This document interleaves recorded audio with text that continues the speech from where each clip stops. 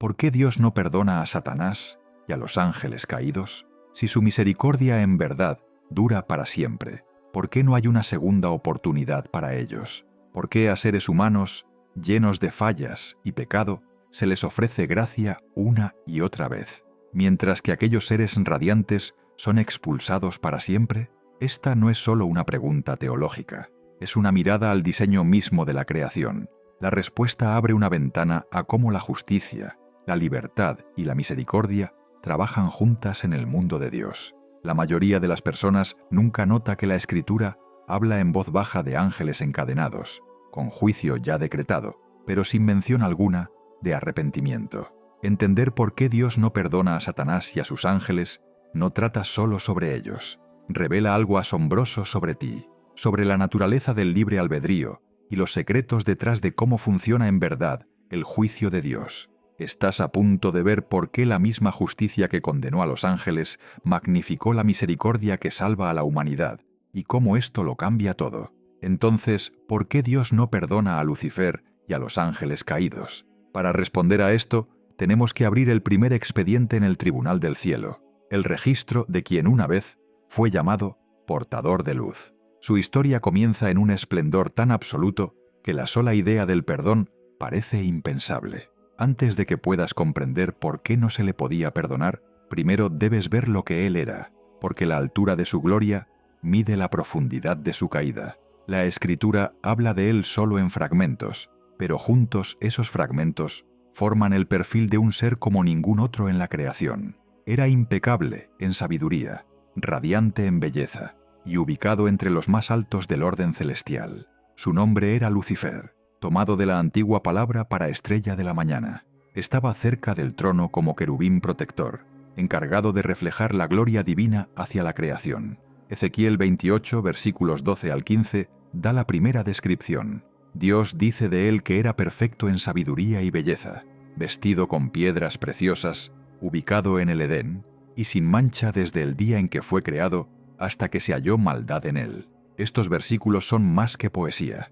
Son un registro judicial que describe privilegio, confianza y traición. Cada detalle es una prueba. El papel de Lucifer era de cercanía.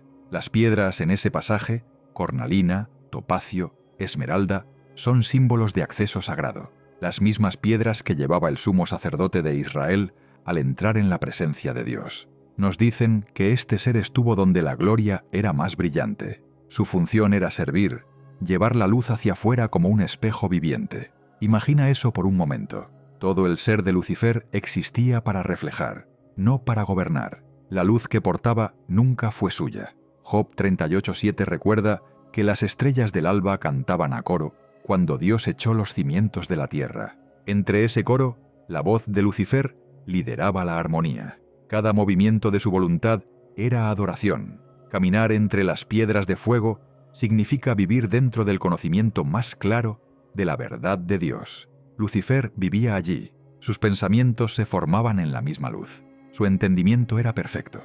Su obediencia, voluntaria. Veía la verdad directamente. Y esta es la clave de todo lo que sigue. Aquí se encuentra la primera pista de por qué Dios no perdona a Lucifer. Pecó con pleno conocimiento. Los humanos caen por debilidad y confusión. Los ángeles caen por claridad. Uno tropieza en la sombra, el otro se aparta de la luz. La Escritura dice en Judas 6 que a los ángeles que no conservaron su dignidad los mantiene encadenados hasta el gran día del juicio. No se menciona arrepentimiento, solo contención. Su juicio ya está decidido, solo espera su cumplimiento. La diferencia está en su misma naturaleza. Los humanos aprenden, los ángeles saben. Nosotros luchamos por alcanzar la verdad. Ellos comienzan dentro de ella. Por eso la misericordia opera de forma distinta en cada ámbito. Pero esta diferencia pronto revelará más que un contraste. Mostrará cómo funciona la justicia en el mundo invisible. La existencia de Lucifer antes de la caída muestra lo que estaba en juego. Imagínalo como lo presenta la Escritura. Fuerte, inteligente, radiante. Su belleza estaba destinada a magnificar al Creador. Vivía en el primer Edén, el reino del orden divino, donde todo se movía en armonía con la voluntad de Dios. Perfecto eras en todos tus caminos, dice el versículo. Esa sola línea significa que estaba perfectamente alineado. cada don enfocado en alabanza. Maestros antiguos como Agustín y Tomás de Aquino enseñaron que cuanto mayor la luz, mayor la responsabilidad. Cuanto más alto está un ser, más pesa su libertad. En Lucifer, la libertad y el resplandor se unieron en equilibrio perfecto. Nada obligaba a su adoración. Era el ritmo natural de su ser. Pero la libertad, incluso en la perfección, conlleva riesgo. La posibilidad de volverse hacia uno mismo. El informe de Ezequiel en el capítulo 28 termina con una sola fractura. Hasta que se halló maldad en ti. Esa frase marca la primera grieta en la armonía de la eternidad. Lo que surgió dentro de él después cambiaría la estructura del mismo cielo. La escritura guarda silencio después de eso. Una pausa que se siente como trueno, suspendido en el aire. En algún lugar dentro de ese resplandor surgió un pensamiento que no podía permanecer en la luz. La mirada de Lucifer se apartó del trono y se volvió hacia sí mismo, y el reflejo que antes glorificaba a Dios se convirtió en autoadmiración. Aquí es donde la pregunta del perdón comienza a tomar forma. La misericordia responde a la debilidad, al deseo de regresar. Pero ¿qué pasa cuando la voluntad que peca ya ve la verdad por completo? Cuando la mente que se rebela no tiene nada más que aprender. La caída de Lucifer no fue confusión, fue decisión. Su claridad se convirtió en el cerrojo de su propia prisión. Cada joya descrita por Ezequiel es evidencia en el caso. Muestran lo que se le confió y, por tanto, lo que traicionó. La perfección de su origen magnifica la gravedad de su rebelión. Estuvo más cerca de Dios de lo que ningún mortal podría soñar, pero usó esa cercanía para alcanzar el trono mismo.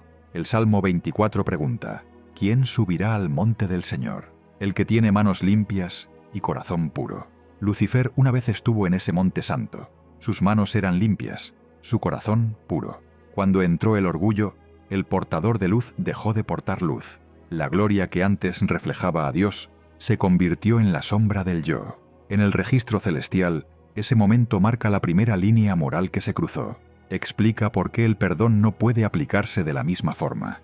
Un pecador humano se vuelve desde la ignorancia hacia la gracia.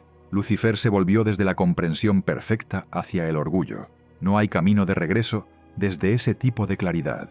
La perfección cerca del fuego solo perdura mediante la humildad. Lucifer olvidó esa ley, y el fuego que una vez reflejó se convirtió en la llama que lo juzgó. Su historia es más que el origen del mal. Es la primera prueba de que la libertad sin amor se colapsa sobre sí misma. La caída de Lucifer comenzó con un pensamiento, un acto de voluntad claro que cambió la eternidad. Una sola decisión, nacida en plena luz, reordenó el cielo mismo. El profeta Isaías la registró primero como una burla contra el rey de Babilonia, pero las palabras se elevan mucho más allá de cualquier trono terrenal. Ezequiel capítulo 14 dice: «Dijiste en tu corazón, subiré al cielo, levantaré mi trono por encima de las estrellas de Dios, me haré semejante al Altísimo».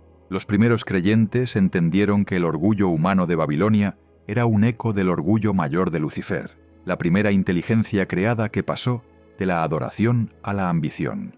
Esto no fue un accidente ni un momento de debilidad. La elección de Lucifer fue deliberada. La mente que antes adoraba a su creador comenzó a adorarse a sí misma. El orgullo, la preferencia del yo por encima de la verdad, es la deformación original del amor. Convierte la adoración en egocentrismo y la luz en sombra. Ese cambio, el yo en lugar de Dios, fue la semilla de toda rebelión posterior. Piensa en eso por un momento. Cada mentira, cada acto de egoísmo en nuestro mundo es un eco de ese primer giro hacia adentro. El orgullo no entró por confusión, fue claridad sin humildad.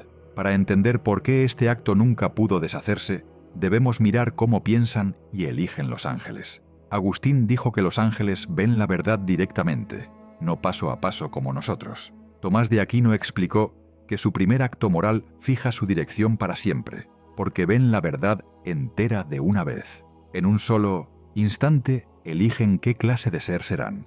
Cuando Lucifer volvió su voluntad hacia sí mismo, esa decisión se volvió permanente. No hay segunda reflexión en ese orden mental. El acto y la consecuencia son el mismo evento. Esta es la diferencia clave entre ellos y nosotros. Nosotros crecemos hacia el entendimiento. Ellos comienzan dentro de él. Es como una puerta hecha de luz. Una vez que se cierra, se traba. Nosotros aprendemos con el tiempo. Ellos deciden en el instante de la eternidad. Ese instante formó la gran división entre la adoración y la rebelión, entre el guardián y el adversario. Desde ese momento comenzaron a formarse dos reinos, uno de lealtad, otro de desafío. Esa división sigue desarrollándose en cada corazón que debe elegir a quién servir. El canto de Isaías retrata el ascenso y la caída juntos. Dijiste, subiré, y la respuesta viene. Has sido derribado hasta lo más profundo. El orgullo solo asciende para colapsar. Separa la verdad del amor y exige gloria sin dependencia. Jesús se refirió a ese momento en Lucas 10:18. Yo veía a Satanás caer del cielo como un rayo. La caída fue rápida, definitiva y autoinfligida. Cuando ese pensamiento tomó forma, el nombre Lucifer ya no encajaba. La Escritura comienza a llamarlo Satanás, una palabra que significa adversario, el que se opone. El nombre en sí se convirtió en su sentencia, se volvió oposición misma, no por condena externa, sino por convicción interna. Su castigo fue simplemente la confirmación de lo que él mismo se hizo. La justicia no lo cambió, lo reveló. Tomás de Aquino escribió que tras este juicio, Dios confirmó a los ángeles fieles en la gracia. Su obediencia se volvió gozo eterno. Los caídos, habiendo elegido el orgullo, quedaron permanentemente opuestos. Ese contraste define el juicio, la realidad afirmada por la verdad divina. No hay crueldad aquí, solo consecuencia. La visión perfecta no deja excusa para la ceguera. Una voluntad que ve con claridad no divaga, se compromete. Esa línea sella el misterio. La mente angélica no puede elegir a medias. En esa perfección, cada pensamiento lleva el peso de la eternidad. La misericordia no tiene dónde posarse, cuando no hay incertidumbre que ablande el corazón. El orgullo sigue siendo el eje de aquella antigua caída. Todavía susurra en los corazones humanos hoy. Pero nosotros vivimos bajo una ley distinta, una donde la debilidad aún puede volverse sabiduría, y el fracaso aún puede dar la vuelta. El espíritu orgulloso del primer rebelde no tiene ese intervalo. Su curso ya ha llegado a su fin. Por eso la justicia divina trata el pecado angélico como un caso cerrado, no como una herida que sanar. Santiago 4:6 traza la línea con claridad. Dios resiste a los soberbios, pero da gracia a los humildes. Donde aún respira la humildad, la gracia puede moverse. Donde el orgullo se ha fijado, el juicio se erige como la forma final de la verdad. Esto puede sonar severo, pero revela la firmeza del gobierno de Dios. Su misericordia nunca tuerce la realidad, la restaura. El orgullo busca reescribir la verdad en favor del yo, y por eso la caída de Lucifer y de quienes lo siguieron no puede revertirse. La lección queda para nosotros, que aún caminamos en el tiempo. Comprender el costo de una elección hecha en plena luz. El registro de esa primera rebelión permanece como advertencia y testimonio. Y sin embargo, el caso no está cerrado. La Escritura dice que los que cayeron están encadenados hasta el juicio. ¿Qué significan esas cadenas y por qué la sentencia aún espera?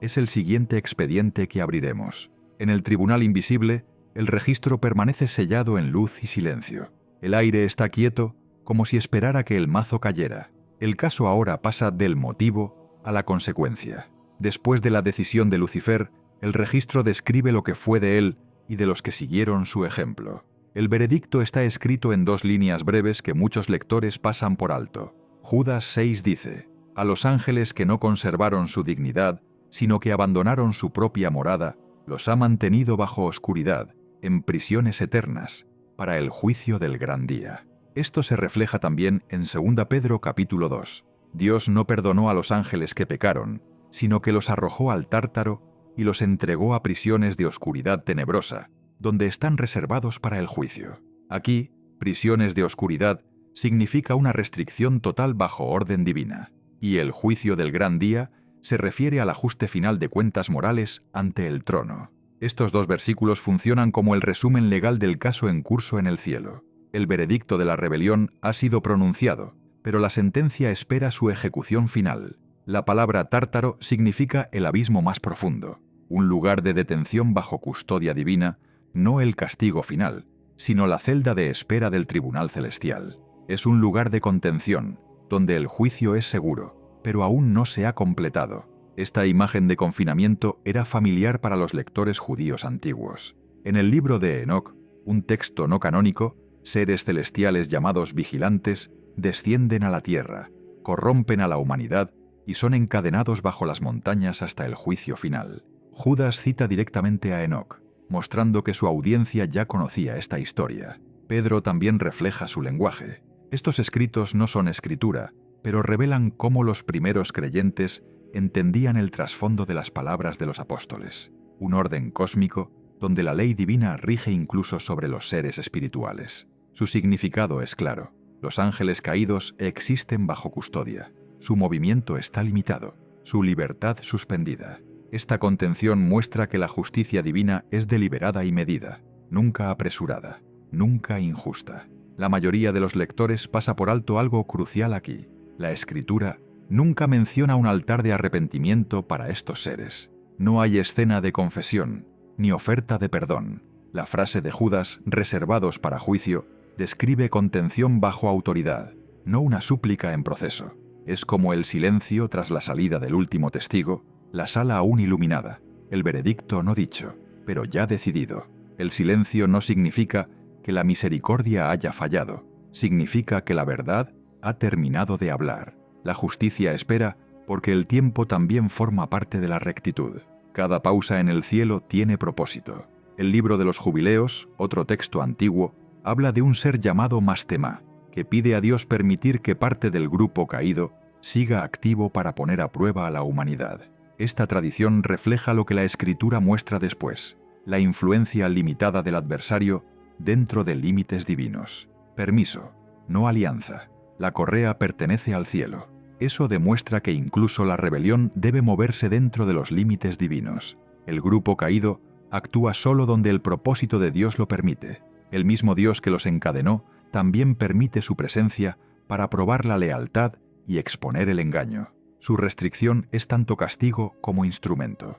El Salmo 82 comienza con Dios en medio del concilio divino preguntando: ¿hasta cuándo juzgarán injustamente? Termina con una sentencia: los llamados hijos del Altísimo caerán como hombres. La voz del Salmo es judicial, Dios presidiendo sobre poderes celestiales. Esa misma autoridad habla de nuevo a través de Judas y Pedro. El juez sigue en su trono, y todo poder rebelde responde ante él. No libertad condicional, sino una cita con el juez. Imagina ese silencio, la sala del tribunal en calma, el juez esperando la hora señalada. Los ángeles caídos no son libres para negociar su destino. Están retenidos para el día en que la justicia será completada. La paciencia divina no es debilidad, es la pausa del juicio perfecto, asegurando que cada hecho del caso quede fuera de toda duda.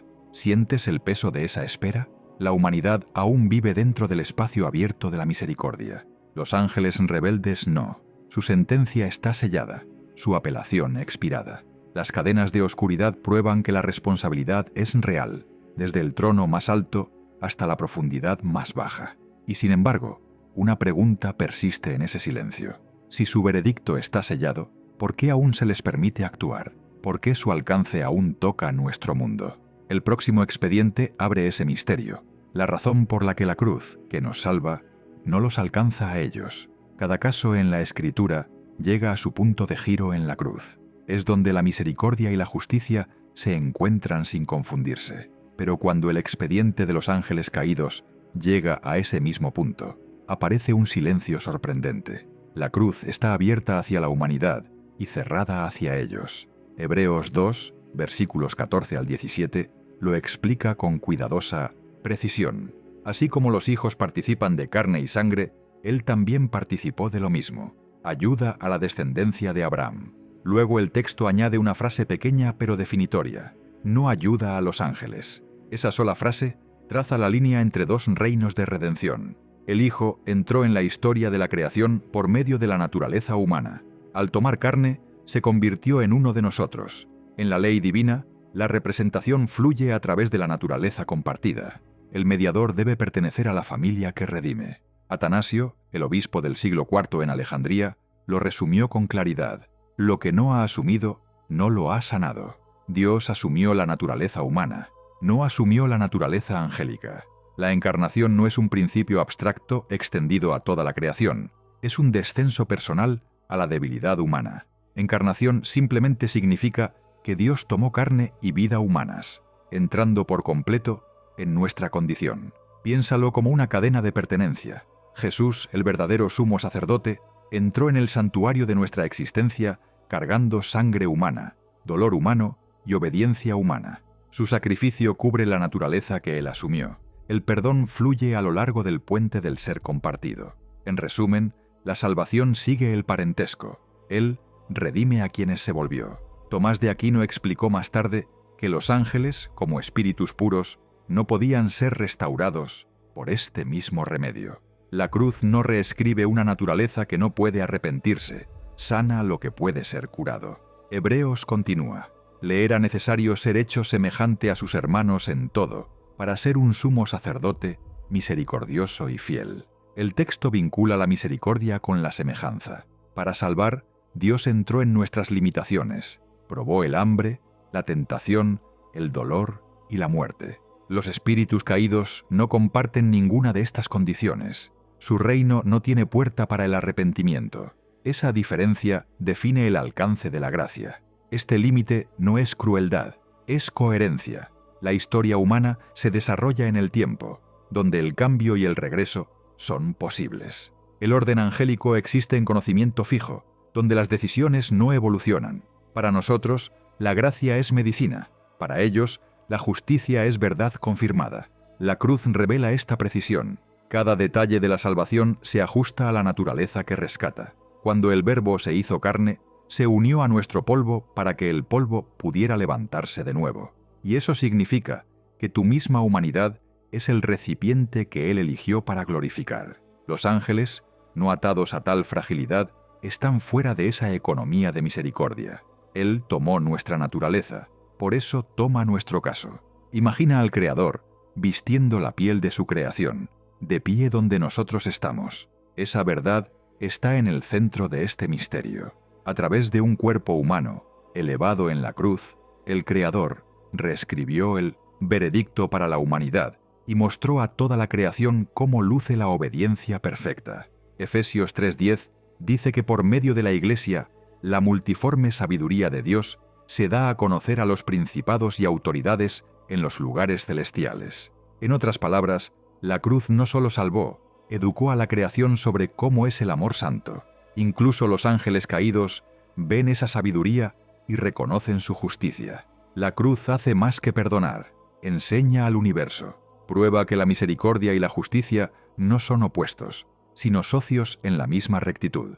El juicio de los ángeles caídos y la salvación de la humanidad revelan el mismo orden divino, santidad respondiendo a cada decisión según la verdad. Y para ti, esto lo cambia todo. La decisión del Hijo de compartir tu forma significa que cada dolor, cada arrepentimiento, cada oración es vista por Dios a través de esa naturaleza compartida. La gracia sigue las líneas del parentesco. Corre hacia aquellos a quienes Él llama hermanos y hermanas. Las palabras «no ayuda a los ángeles» no son rechazo, son revelación. La cruz apuntó a la herida que aún podía ser sanada, a la raza que todavía podía volverse. Por eso la misericordia del Evangelio presiona con tanta urgencia sobre cada corazón humano mientras el tiempo aún mantiene abierta su puerta. Porque una vez que ves cuán precisa es esa misericordia, la siguiente pregunta se vuelve inevitable. ¿Qué revela esa precisión sobre la justicia de Dios misma? La luz del tribunal se estabiliza una vez más. El silencio cuelga en el aire como un vidrio en espera. La cruz ha mostrado hasta dónde puede llegar la misericordia. Pero el expediente de los ángeles caídos nos lleva al otro lado de la balanza, la justicia. El Salmo 89:14 establece el fundamento. La justicia y el derecho son el fundamento de tu trono. El amor y la verdad van delante de ti. Estas palabras describen armonía, no conflicto. En Dios la misericordia y la justicia nunca son rivales, comparten el mismo corazón. La justicia significa realidad alineada con la verdad, mantiene a la creación honesta. La misericordia es esa misma verdad extendida con paciencia, dando tiempo para sanar. Cuando el arrepentimiento es posible, la misericordia restaura el orden que el amor había planeado. Cuando una voluntad se cierra contra el arrepentimiento, la justicia preserva ese mismo orden afirmando lo que la luz ya ha revelado. Eso es la equidad divina. La misericordia alcanza hasta que la verdad debe mantenerse sola. Los primeros maestros decían lo mismo. Tomás de Aquino llamó a la justicia de Dios la bondad en acción. Y Agustín decía que el castigo mismo sirve a la armonía, mantiene a la creación honesta. Para ellos, el juicio no era crueldad, sino la perfección del amor, la verdad sostenida en su forma más pura. Porque los ángeles eligieron con pleno entendimiento, su juicio revela cómo la ley moral atraviesa el tejido de la creación misma. Imagina la luz golpeando dos superficies. En un espejo se refleja, en una piedra revela su dureza. La luz es la misma, la diferencia está en el corazón que la recibe. Así funcionan la misericordia y el juicio. Son la misma santidad, encontrando dos respuestas distintas. A quienes se rinden, esa santidad sana. A quienes se fijan contra ella, los encierra. Jesús dijo que el siervo que conoce la voluntad de su Señor y la rechaza, recibe mayor castigo que el que no la conoce. Un mayor conocimiento trae una mayor responsabilidad. Lucas 12:47. Ese principio define el juicio de los ángeles. Su conocimiento era perfecto, su rechazo, deliberado. La responsabilidad sigue a la luz. Romanos capítulo 2, versículo 6, confirma esa misma verdad. Dios pagará a cada uno conforme a sus obras. Para los humanos, ese juicio incluye misericordia porque vivimos dentro del tiempo. Aprendemos, caemos y nos levantamos. Para ellos, decisión y destino fueron un solo acto, sin proceso, sin regreso. La misericordia nunca miente sobre la luz que tuviste. Eso significa que la compasión nunca niega la responsabilidad. La verdad y la misericordia siempre caminan juntas. Dios nunca finge que hubo ignorancia donde hubo visión perfecta. Perdonar ese tipo de rebelión no magnificaría la misericordia, borraría la justicia misma. Miqueas 6:8 dice: ¿Qué exige el Señor de ti, sino hacer justicia, amar la misericordia y humillarte ante tu Dios? Los ángeles caídos eligieron lo opuesto: autoexaltación en lugar de humildad, orgullo en lugar de obediencia. Su destino refleja ese versículo: donde termina la humildad, comienza el juicio. La justicia es la arquitectura del amor. Le da a la creación su estructura, para que la misericordia pueda habitar dentro de ella. La misma cruz prueba esta unidad. El mismo juez que pronuncia sentencia también carga el peso de esa sentencia por la humanidad. La misma cruz que abrió la misericordia para nosotros también demuestra que la santidad nunca se contradice a sí misma. El caso de los ángeles muestra que la integridad divina nunca se dobla hacia el sentimentalismo. Dios respeta la libertad que dio, incluso cuando esa libertad se vuelve contra Él. El amor verdadero nunca borra la elección, honra su costo. Por eso el juicio espera hasta el día señalado, para que toda criatura vea que su justicia es paciente, constante y pura. Tú vives dentro de ese equilibrio. Cada amanecer es misericordia, retrasando la justicia, dando tiempo para volverse y confiar. ¿Cuánto tiempo más sostendrá esa paciencia por ti? ¿Te despierta gratitud o indiferencia? Al final, la justicia y la misericordia son dos puertas dentro del mismo marco. Una se abre hacia la restauración, la otra sella la verdad final. Ambas brillan con la misma luz, ambas revelan el mismo corazón. Pero el caso no ha terminado. La justicia aún observa mientras el adversario se mueve dentro de su correa. El próximo expediente abre esa escena, la obra presente del rebelde y la restricción que aún gobierna su alcance. El registro del juicio muestra la sentencia en espera, pero el mundo aún lleva las cicatrices de una guerra inconclusa. El tribunal se desvanece y el campo de la historia entra en escena. La escritura levanta el telón de ese conflicto con una breve visión. Hubo una gran batalla en el cielo. Miguel y sus ángeles lucharon contra el dragón. Y el dragón y sus ángeles luchaban, pero no prevalecieron, ni se halló ya lugar para ellos en el cielo. Apocalipsis 12:7. La caída de Lucifer no fue el fin de su actividad, fue el comienzo de su confinamiento bajo permiso. Esa frase significa que su movimiento ahora opera dentro de límites divinos. Actividad permitida pero nunca autónoma. Su título, Satanás, significa acusador, el fiscal que pone a prueba la lealtad bajo la supervisión de Dios. El libro de Job comienza con él pidiendo permiso para desafiar la fidelidad de un hombre. Cada prueba en esa historia se desarrolla dentro de límites establecidos por Dios. El poder del rebelde es real, pero nunca independiente. No puede crear la prueba, solo puede torcer la circunstancia. A lo largo de la Escritura, sus nombres trazan sus tácticas. En Zacarías 3, acusa al sacerdote Josué. En los Evangelios, tienta a Cristo con gloria falsa. En Juan 12, Jesús lo llama el príncipe de este mundo.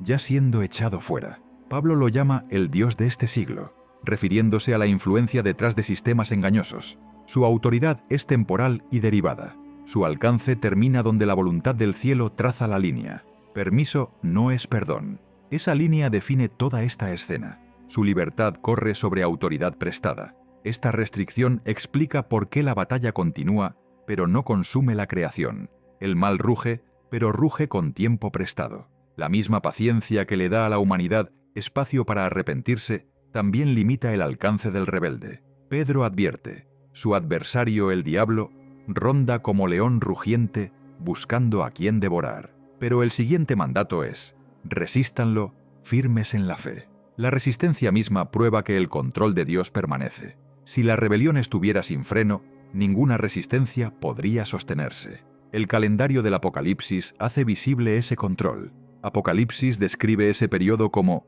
un tiempo, tiempos y la mitad de un tiempo, una cuenta regresiva simbólica. En términos simples, incluso esta guerra tiene fecha de vencimiento. La rebelión actúa dentro de un calendario que el cielo ya ha fijado.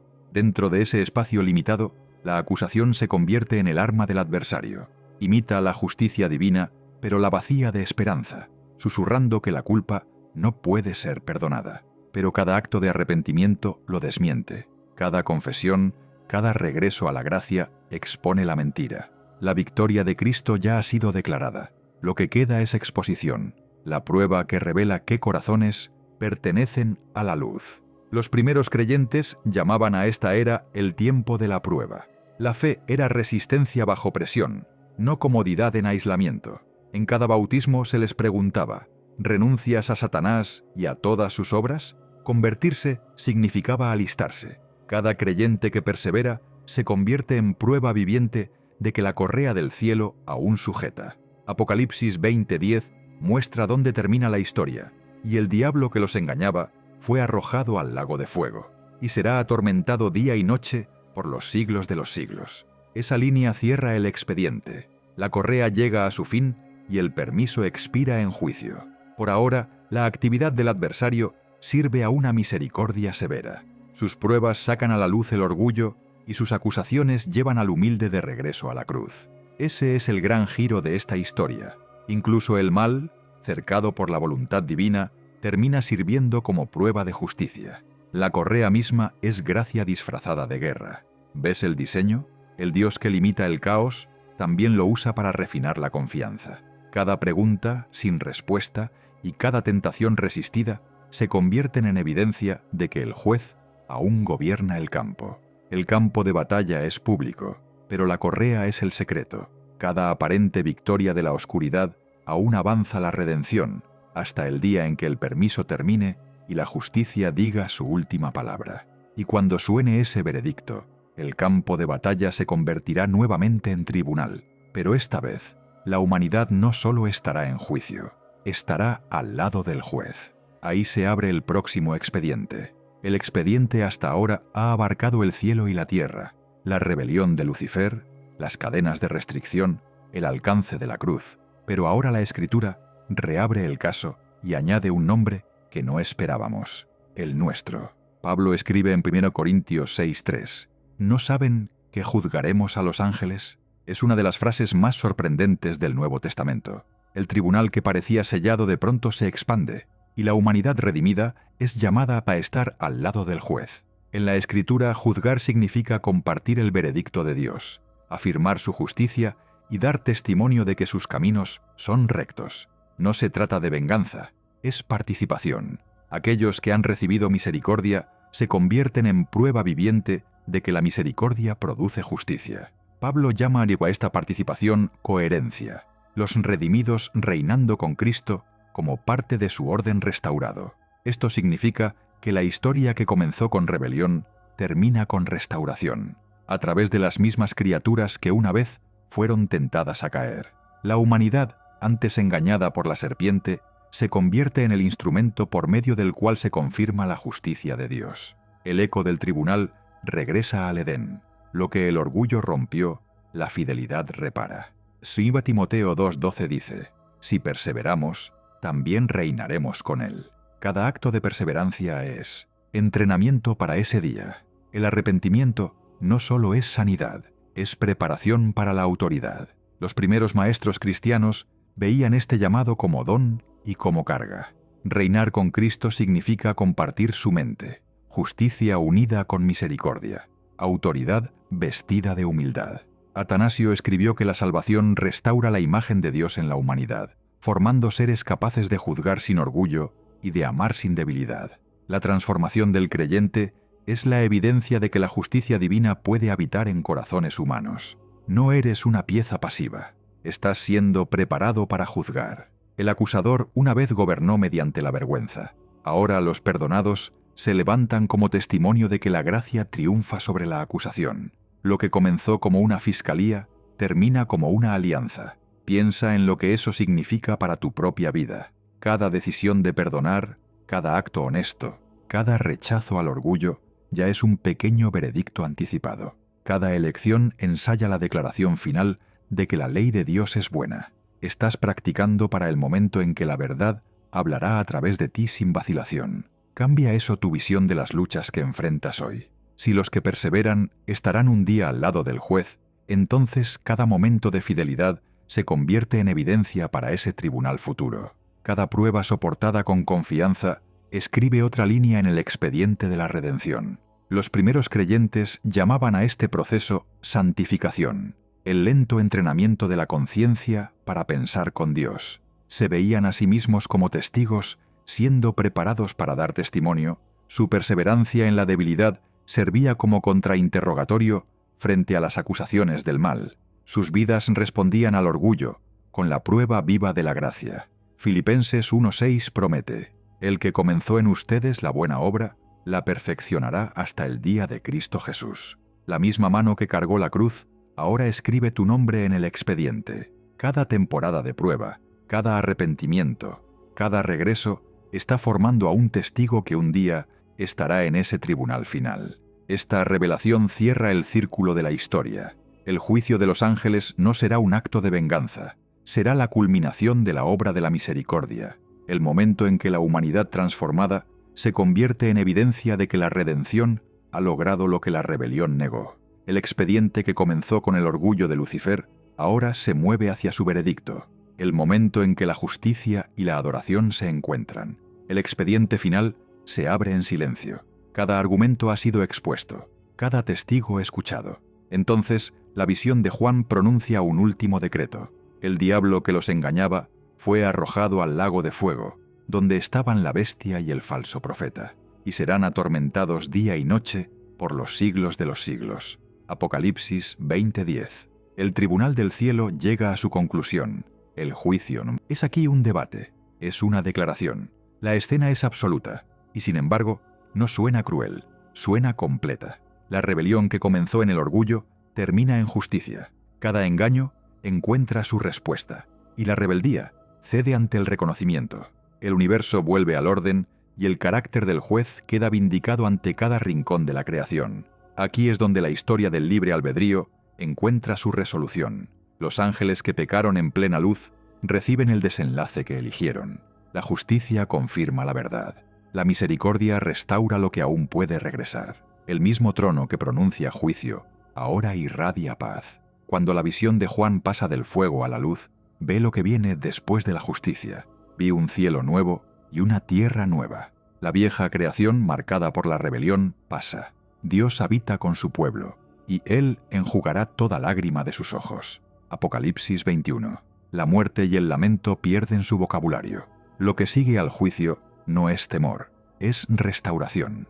El largo silencio se convierte en música, y la canción de los redimidos se eleva para llenarlo. Aquí, por fin, la pregunta que abrió todo este caso, ¿por qué Dios no perdona a Lucifer y a los ángeles caídos?, se hace clara. El perdón pertenece a donde el arrepentimiento es posible. Donde la voluntad está sellada, la misericordia no tiene entrada. La finalidad de los ángeles revela el diseño moral de la creación.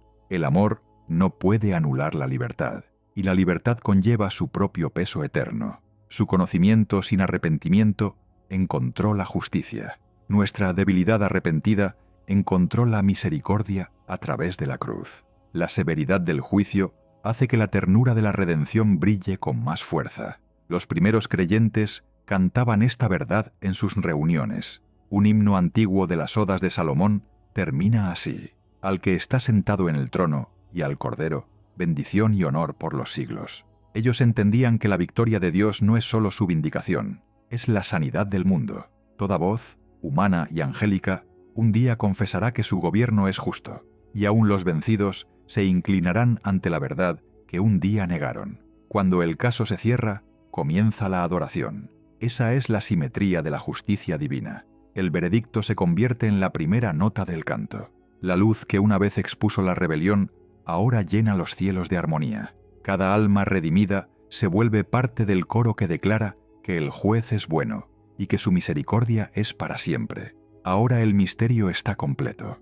Dios no perdona a Lucifer y a los ángeles caídos porque su rebelión fue total, su voluntad sellada, su conocimiento pleno. Pero la historia no termina con su sentencia, termina con nuestro canto: justicia para los ángeles, misericordia para la humanidad. Y ese canto, nacido de la misericordia, jamás terminará.